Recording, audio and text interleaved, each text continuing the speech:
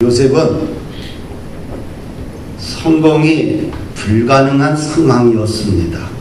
요셉의 인생을 우리가 뒤돌아보면서 이렇게 6주간 함께 보냈는데, 그러면서 결론 맺는 것은 뭐냐면 참 성공이, 성장이 불가능한 상황이었다는 것이죠. 17세 이전에는 아버지 야곱이 묵주업을 했기 때문에 허벌판에서 인생을 보냈어요. 그리고 17세의 형들에 의해서 미움을 사서 애굽의 노예로 팔려가서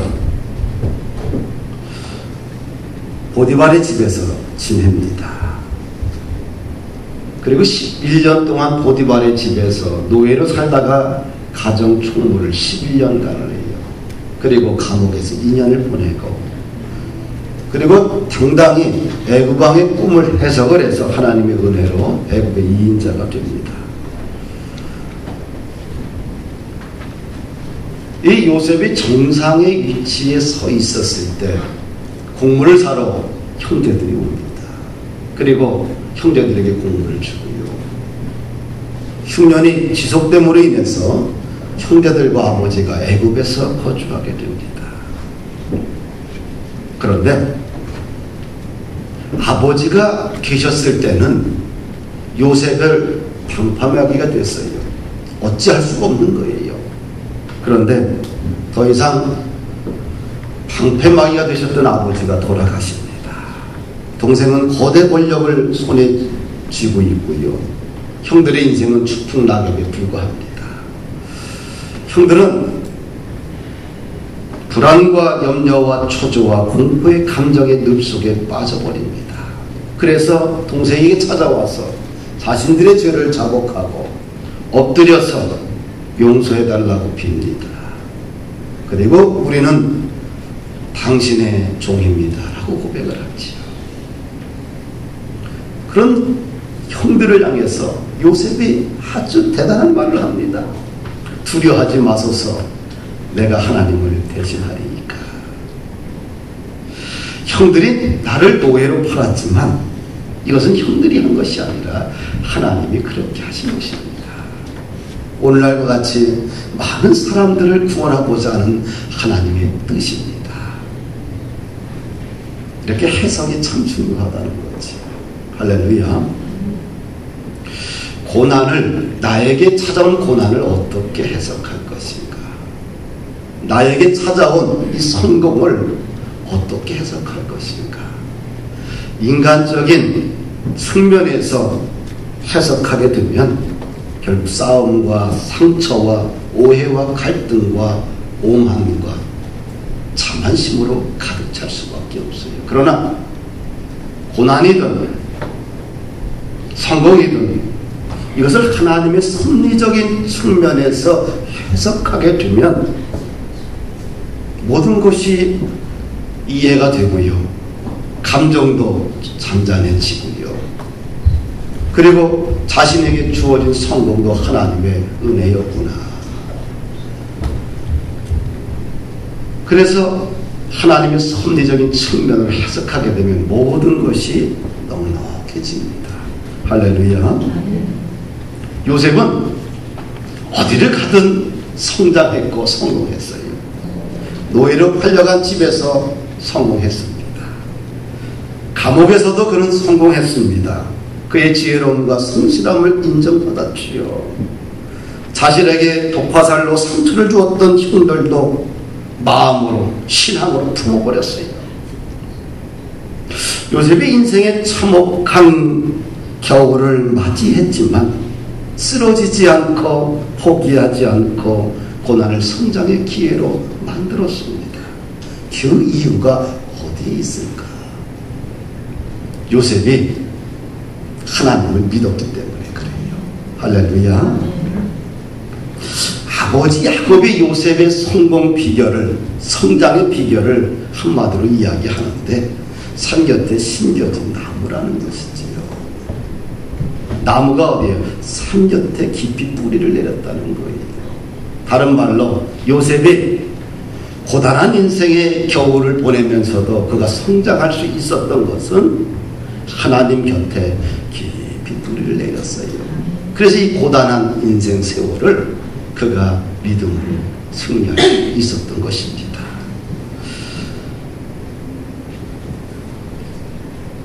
아브라함의 하나님, 이삭의 하나님, 야곱의 하나님을 요셉이 믿었기 때문에 용서도 상처도 고난도 아픔도 이겨낼 수 있었습니다.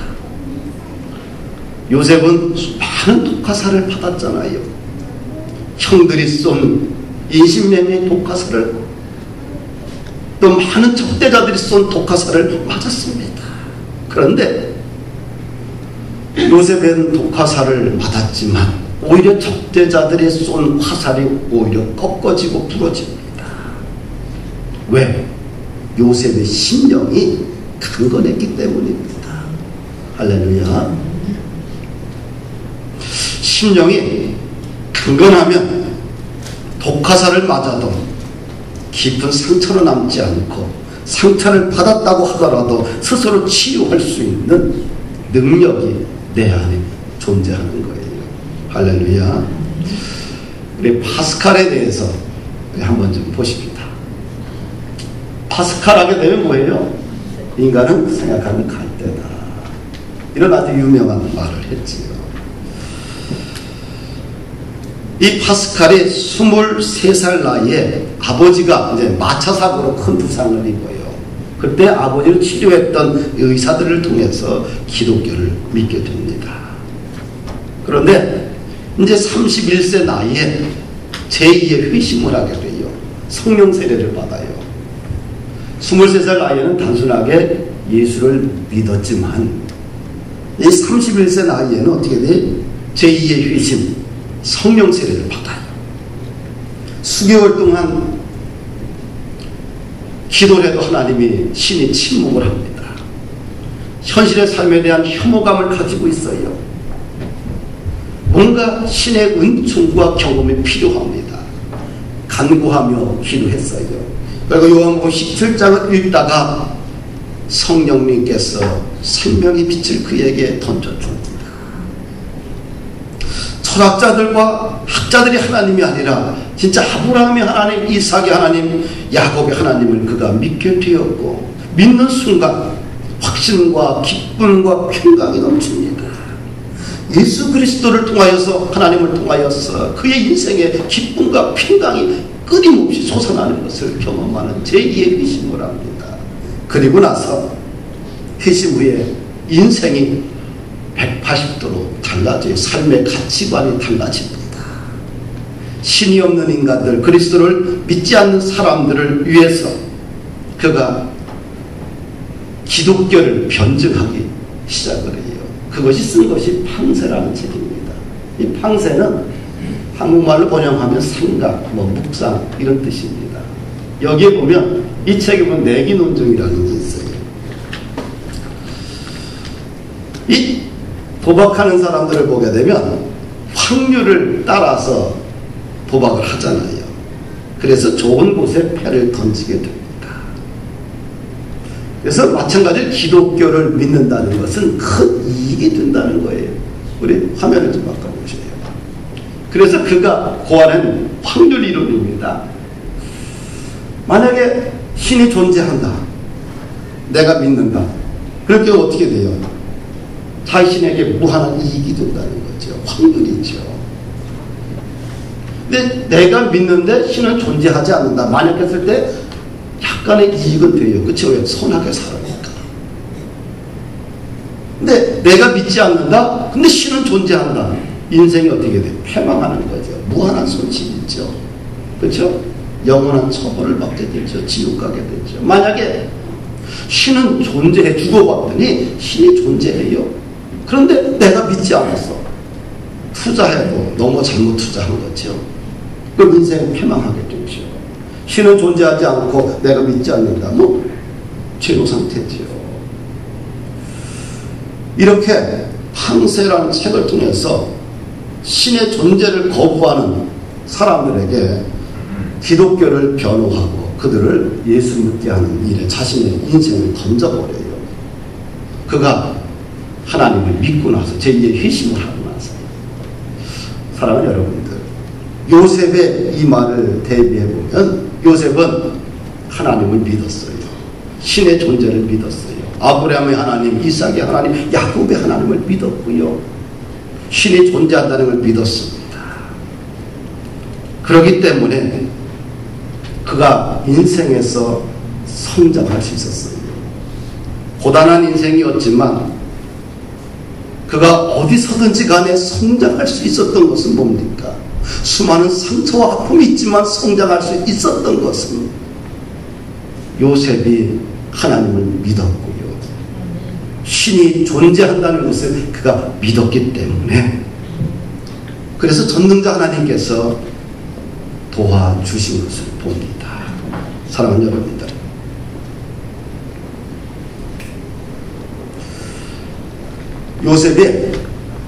요셉이 성자기 때문에 그가 용서할 수 있는 사람이 아니에요. 태어날 때부터 마음이 큰 사람으로 태어난 것도 아닙니다. 요셉이 형들을 용서할 수 있었던 것은 뭐예요? 그가 하나님을 만났기 때문에 그래요. 용서를 뛰어넘어 배려하고 섬길 수 있는 큰 사람이 된 것은 그가 하나님을 제대로 알았기 때문에 그래요. 그래서 용서도 습관이고요. 용서도 훈련입니다. 한두 번 용서하다 보면 어떻게 될까요? 용서가 참 쉬워져요. 할렐루야. 예수 그리스도의 십자가의 본질은 사랑과 용서라는 두 기둥으로 되어 있지요. 이것이 기독교를 지탱해주는 가장 강력한 힘이며 기둥입니다. 기독교에서 사랑과 용서라는 위대한 선언과 기능이 다 빠져버리면 기독교는 더 이상 이 세상을 치유할 수도 없습니다. 우리가 용서하고 사랑할 수 있는 것은 내 힘으로 되지 않아요. 바로 하나님을 믿어야 돼요. 십자가의 사랑을 제대로 체험을 해야 돼요. 21절의 말씀을 보니까 형들을 요셉이 참 대하는 모습이 너무 아름다워요. 신앙이 아주 최고의 성숙도에 도달한 것 같아요. 당신들은 두려워하지 마소서. 내가 당신들과 당신들의 자녀를 기르리이다 하고 그들을 간곡한 말로 위로하였더라. 형들의 마음에 지배하고 있는 이 불안, 초조, 두려움이라는 감정을 동생은 이해해요. 그래서 형들의 마음속에 깊은 곳에 자리 잡고 있는 이 두려움이라는 요소들을 해소시켜 줍니다. 두려워하지 말라는 거예요. 그뿐만 아니라 형님들과 형님들의 자녀들, 조카들도 내가 키우겠습니다 하는데 내가 보살피겠습니다. 간곡한 말로 위로하는 것을 보게 돼요. 이 간곡한 말이라는 것은, 이 간곡한이라는 것은 히브리어로 레브인데 심장, 마음을 뜻합니다. 다른 말로 충심을 다해, 진정을 다해 위로했다는 거예요. 할렐루야. 우리가 용서하려면 어떻게 해야 되겠어요? 대충 해서는 안 돼요. 눈 가리고 아웅식으로도 안 됩니다. 형식적으로 해서도 안 됩니다. 근데 요셉은 피해자입니다. 거꾸로 형들을 위로하는데 마음을 다해 진정으로 형들의 마음을 위로하고 감싸주는 것을 보게 돼요. 이것이 복음이에요. 할렐루야. 율법 갖고 안 돼요. 기독교는 복음만이 있어야 돼요. 교회에 복음이 빠지고 성도들의 인생 가운데 복음이 빠지면 깡패 집단이 돼버려요. 율법 집단이 돼버려요. 거기서 뭐가 나올까요? 서로 향해 정죄하고 비판하고 판단하고 교만과 아집들만, 시기들만 난무하게 돼요. 사랑하는 여러분들, 신앙의 성숙도, 신앙의 완성도를 오늘 요셉을 통해서 우리 보게 돼요. 간곡한 말로 위로하였더라. 이것이 뭐예요? 복음이에요. 복음이 여러분들의 인생 가운데 회복되기를 주님의 이름으로 축복합니다. 기도합니다. 할렐루야. 하나님 감사합니다.